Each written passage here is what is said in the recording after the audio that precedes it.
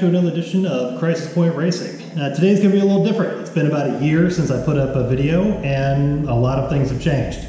So when we talked last, I was racing a C5 Corvette in Colorado in SCCA in the T1 LP class. You get a little shot of the Corvette here.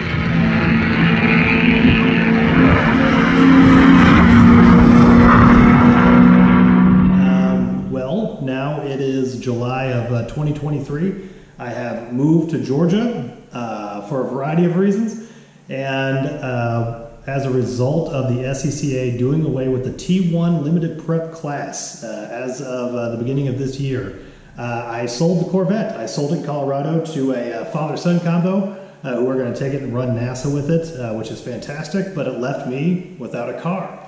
So what to do?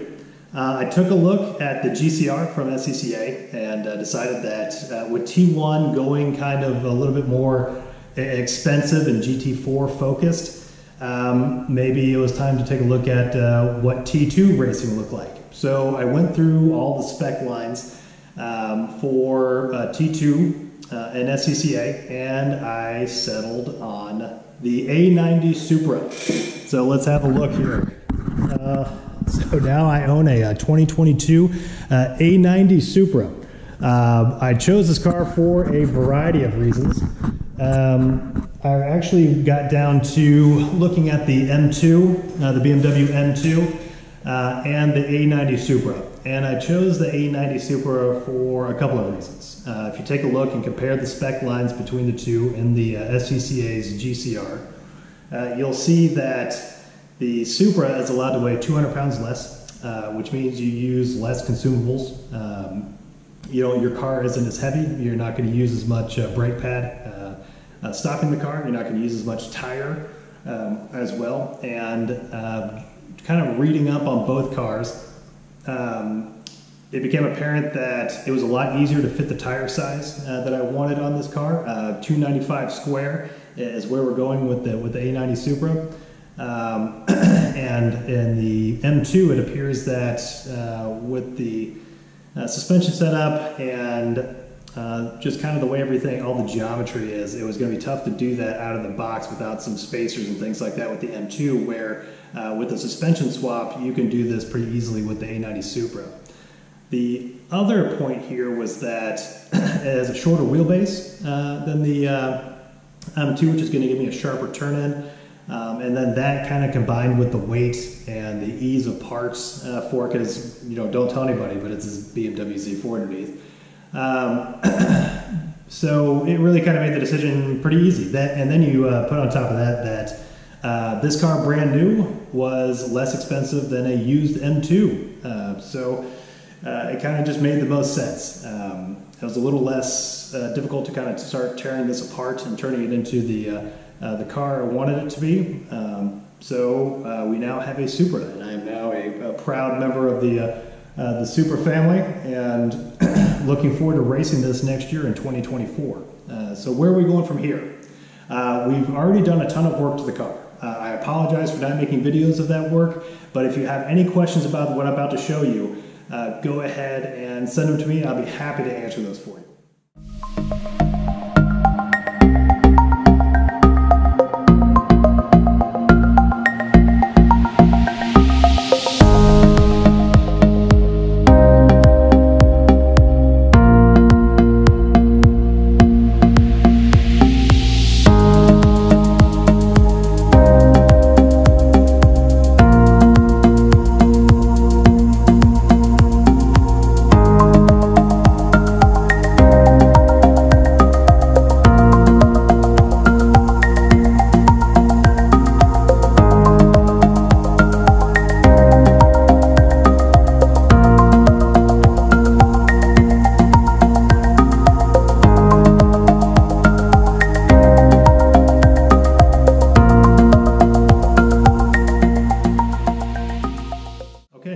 So now that you kind of had a peek at that, I'm going to post up two videos about transmission mounts for the A90 Supra and replacing the entirety of the suspension with the KW suspension, or KW Club Sport V3s. So that's two videos coming your way about the upgrades I've done to this car.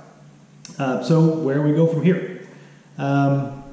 We still have a lot of work to do to the car. It needs a roll cage. It needs new wheels and tires. We'll be doing that as well. I think the differential mounts will need to be done at some point. There's a couple other odds and ends around the suspension that I'd like to do with the SPL parts. It needs a race seat. The interior needs to be stripped and figure out how much we weigh. Now that I've actually done the suspension work, I need to take it into my local race shop, have a new race shop now that I'm in Georgia, and have the car corner balanced, have it weighed with everything in it, and get a good alignment done with the new wheels and tires. So there's a ton of work, a ton of more videos are going to be coming your way on this. I've taken it to the track in Colorado once. It was, let's say I'm cautiously optimistic on how well this car is going to perform. It was a total pleasure to drive. It was a lot of fun to drive this car at High Plains Raceway out in Colorado. And I have to say that turn-in is super sharp. It feels great. It feels light. It feels nimble. It's probably lacking a little bit of power from what I'm used to for the C5, and it's going to be lacking even more power when I put the restrictor plate in it, which is going to be required for T2.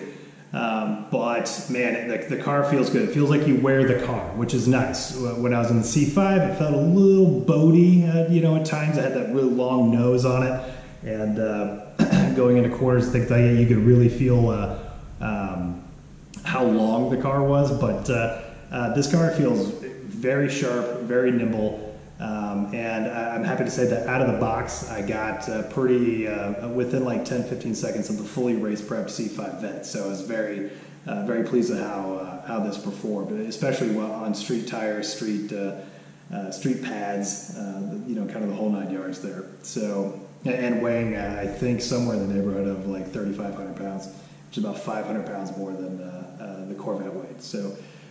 Yeah, very pleased with it so far, cautiously optimistic. Again, welcome back to the channel. Sorry for the year-long hiatus, but like I said, a lot of changes, and I'm looking forward to building this car and showing you what it can do coming up in 2024. So stay tuned for more videos as I go ahead and convert this entirely to a race car, and look forward to seeing you on the track. Thanks again for tuning in to Crisis Point Racing.